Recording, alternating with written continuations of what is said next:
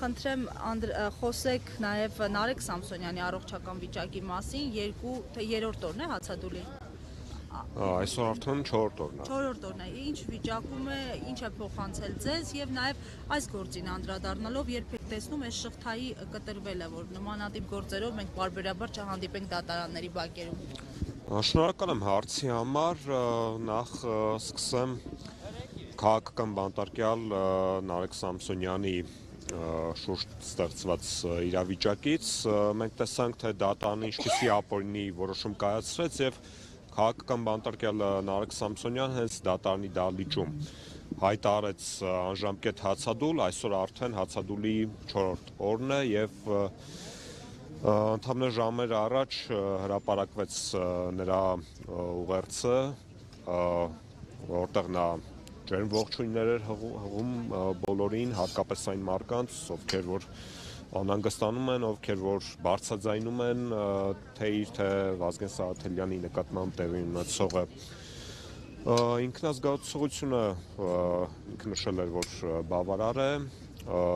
ինքը անկոտրում է, չնայած այն բանին, որ երեք մենք տեղեկացանք, որ իրեն տեղափոխել են Պատժախոց, որը որ ըստ էության չլսված բան է, որովհետև Ինչու են տեղափոխել Պատժախոց։ Հացադուլ հայտարարելու։ Գիտեք, այսպիսի գործողությունները ռեժիմի կողմից բնավ զարմանալի չեն, որովհետև մենք գործ ունենք մի իշխանության հետ, որ շարունակաբար փորձ է անում ամեն կերպ ճնշել իր քաղաքական հակառակորդներին եւ այս պարագայում երեկվա տեղի ունեցածը բնավ զարմանալի չէր եւ այս իշխանությունների օրոք, հա, երբ որ մենք խոսում ենք քաղաքական բռնաճնշումների մասին, հա, այսօր մենք օրինակ տեսեք հավաքվել ենք այստեղ աջակցություն հայտնենք Դավիթ Համբարձումյանին, այս ամենը փաստում է այն մասին, որ գործող վարչախումբը ընդհանրապես բացի այն, որ կալանավորում է մեդիա դեմքերին, քաղաքական բանտարկյալներ Նարեկ Սամսոնյան, Վազգեն Սարաթելյան, կալանավորում է իր ընդդիմադիր քաղաքական հակառակորդներին, այս ռեժիմը նաև կալանավորում է